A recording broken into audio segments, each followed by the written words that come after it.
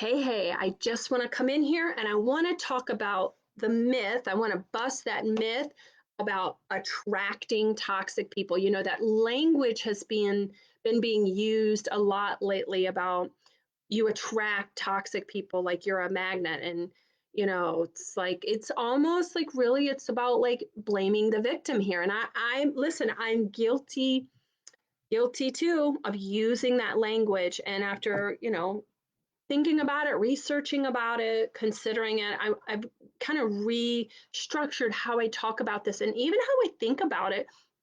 And I just want to talk about like, you are not attracting toxic people, but there are some things that might be coming at play in your life that is causing a pattern of unhealthy relationships. So let's talk about the four things that might be going on and how to disrupt that pattern and why you have a maybe a pattern of unhealthy toxic partners. So number one, it might just be that you have previous conditioning from your childhood. Maybe your parents had unhealthy relationship, or you've had a string of relationships for so long that have modeled for you unhealthy conditioning and relationships. If you have unhealed trauma and abandonment issues, that might make you more susceptible to being a people pleaser, to not asserting your needs and your desires. Maybe you have a high degree of agreeability, as we say, because it was a coping mechanism. That's how you had to survive. And so now that's just ingrained in you. Perhaps you have a low self esteem and low self worth. So you don't think you deserve more in a relationship. You settle for less because you don't think you deserve. And guess what? You do. And maybe you have abandonment wounds that affect your relationship patterns, and you cling on to a relationship even if you know this is unhealthy, this person is toxic, I can't stand them, but I'd rather be with them than alone. I'm afraid of being lonely. I can't stand the pain of loneliness. And guess what? On the other side of that loneliness is your freedom. So been there, done that one. So here's the thing, it's not just you, right? You develop these coping mechanisms over time. And maybe it's a survival mechanism that you had to get through a difficult relationship, through a difficult childhood, a traumatic childhood. And toxic people are keen on seeing these signs. They know these signs.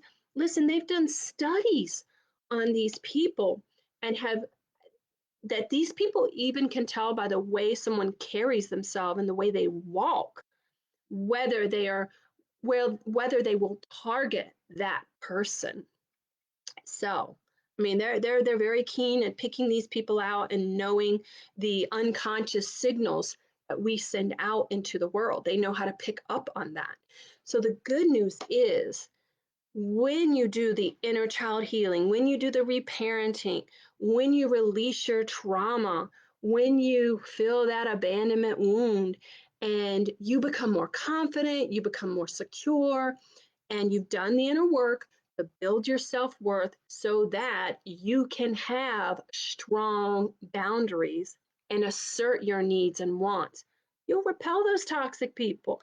You will repel those toxic people because they will not mess with you because they know better.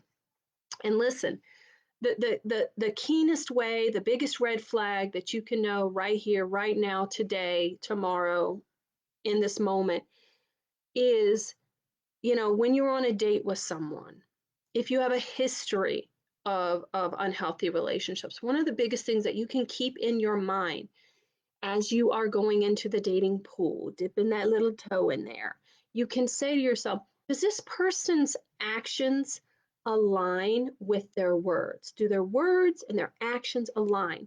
Because that's the number one red flag that you need to know. If someone says something and does the opposite, then you know that's your big major red flag. Let me give you a real quick story about a former client. You're going to love this story. She came to me post divorce after her husband unknowingly went into their bank account and stole their retirement funds and gambled it away. And, there's other things made the relationship very unhappy as well, but that was like the big, like, you know, last straw. And she said to me, he showed me who he was on the first date, and I just did not pay attention. She had met him in college. He was the laugh of the party. He was charming. He was handsome. Everyone liked him. She liked him. He made her feel so amazing and so great.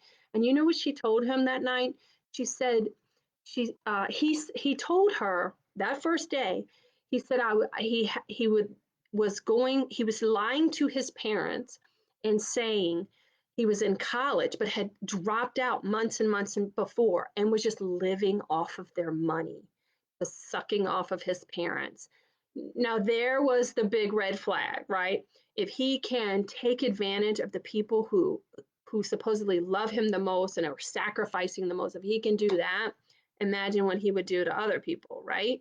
And again, the lying, being deceptive, taking advantage of people that love you, and money, like, the whole thing with scheming about money and stealing money.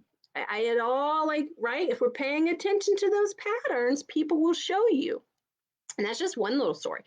So again, you got it. That's the biggest thing. Do their actions align with their words? So if you want to heal those abandonment wounds and you're struggling, listen, y'all, I'm actually doing a healing abandonment wounds class next week. And I have a few tickets left. It's an invite only class. And if you want an invitation, just reach out to me and I would love to have you there. And we could knock out how exactly to do that so that you don't get taken advantage of. All right.